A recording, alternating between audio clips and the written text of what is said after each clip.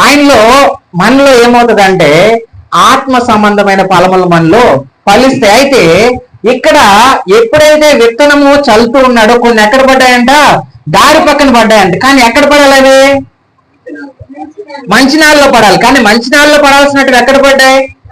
త్రోవ పక్కన పడాయి. త్రోవ పక్కన పడినవన్నీ ఏం చేస్తున్నాయి? పక్షులు వచ్చి తీసుకెళ్లిపోతున్నాయి. ఇప్పుడు మనం చెనక్కాయ పప్పు వేస్తాము, నాగేట్ లోపల వేస్తూ ఉన్నప్పుడు మాత్రము సేపుగా లోపలే ఉంటది. ఎప్పుడైతే గట్టి మీద పడిందో ఏమొస్తుంది? కాకొచ్చి వెంటనే తీసుకెళ్లిపోతుంది. నీలో కూడా సరే దేవుని వాక్యము వేస్తూ ఉన్నప్పుడు, దేవుని వాక్యము నువ్వు వింటూ ఉన్నప్పుడు, దేవుని వాక్యమును నువ్వేం చేయాలనంటే ఈ వాక్యమును జాగ్రత్తగా నువ్వు కాపాడుకోవాలి. అది ఇప్పుడు చూడండి, దారి పక్కన పడింది, కానీ దేవుడు ఏం చేస్తూ ఉన్నాడు? నీ హృదయంలోనే వేస్తాడు విత్తనం, పక్కన ఎక్కడ వేయడు. శరీరంలో దేవుడు ఇప్పుడు విత్తనం నాటడు. ఇది ఎందుకంటే ఇది పాపంతో కూడుకునేది. ఇది శరీరం ఎప్పుడు కూడా లోకము కోరుకుంటూ ఉంటది. అయితే విత్తనం ఎప్పుడు హృదయంలో పడుతుంది. నీ హృదయంలో విత్తనము నాటినప్పుడు ఆ విత్తనమును నువ్వేం చేసుకోవాలనంటే సాతానుడికి బానిస కాకుండా, సాతానుడికి నువ్వు లొంగకుండా, దేవునికి సాదృశ్యముగా దేవుణ్ణి నువ్వు ప్రతిష్ఠించుకొని దేవుని మార్గంలో నువ్వు వెళ్తూ ఉన్నావనుకో, ఖచ్చితంగా నీ జీవితంలో ఏమవుతుందంటే ఫలించగలుగుతావు. అయితే ఈ దారి పక్కన పడిన విత్తనము ఏం చేస్తుందంటే, చూడండి, విత్తనము నీ హృదయంలో ఉంటే ఖచ్చితంగా అది ఏమవ్వాలి? ఫలించాలి. ఒకవేళ ఇది హృదయంలోనే ఉంది, కొన్ని సంవత్సరాల తర్వాత కూడా ఫలించవచ్చు. అయితే నువ్వు ఈ విత్తనమును చూడండి, మనము పంట వేసిన వెంటనే మనకు ఫలం వస్తుందా? రాదు. మనకి ఎన్ని నెలలు పడుతుంది? 3 నెలలు కానీ 4 నెలలు కానీ పడుతుంది.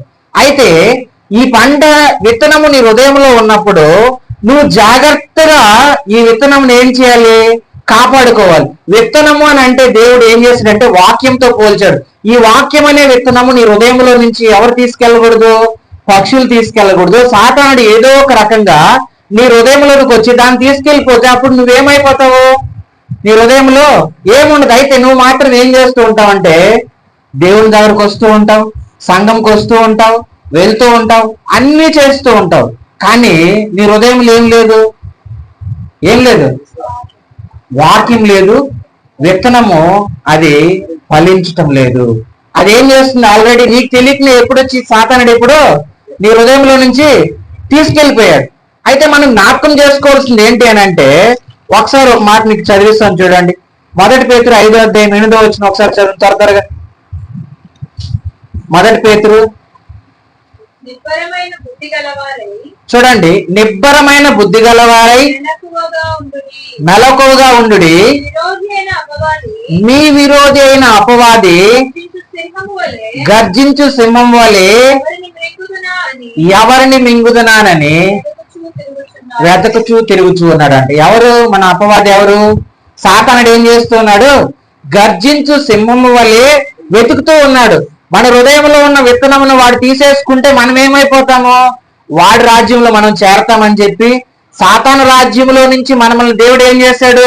ఆయన రక్తం ఇచ్చి మనల్ని కొనుక్కొని ప్రత్యేకపరిచి తన కుమారుడు ద్వారా ఈరోజు మనల్ని ఆయన రక్తం ద్వారా కడిగి పరిశుద్ధులుగాను ఆయన పోలిన వారిగా ఉండాలని చెప్పి, ఆయన హృదయం కలిగిన వారిగా ఉండాలని చెప్పి దేవుడు మనల్ని అందరినీ ఏర్పాటు చేసుకున్నాడు.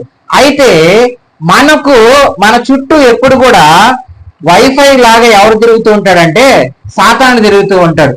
ఏదో ఒక ఆశ చూపించి మనిషికి ఆ ఆశని కలుగజేసి దేవుని దగ్గర నుంచి దూరం చేసి సాతానికి దగ్గరగా చేసుకోవాలన్నదే వాడి ఆలోచన. అయితే మనం జ్ఞాపకం చేసుకోవాల్సింది ఏంటి అంటే, ఈ విత్తనము మన హృదయంలో పడితే ఖచ్చితంగా మనము ఫలించగలుగుతాం. అయితే మన హృదయంలో కాకుండా దారి పక్కన పడితే అదేం చేస్తాయి? పక్షులు వచ్చి సాతానుడు వచ్చి తీసుకొని వెళ్ళిపోతాడు. అయితే చూడండి, ఎవరిని మింగుదామని సాతానుడు ఏం చేస్తుంటాడంట? గర్జించు సింహము వలె ఏం చేస్తుంటాడు?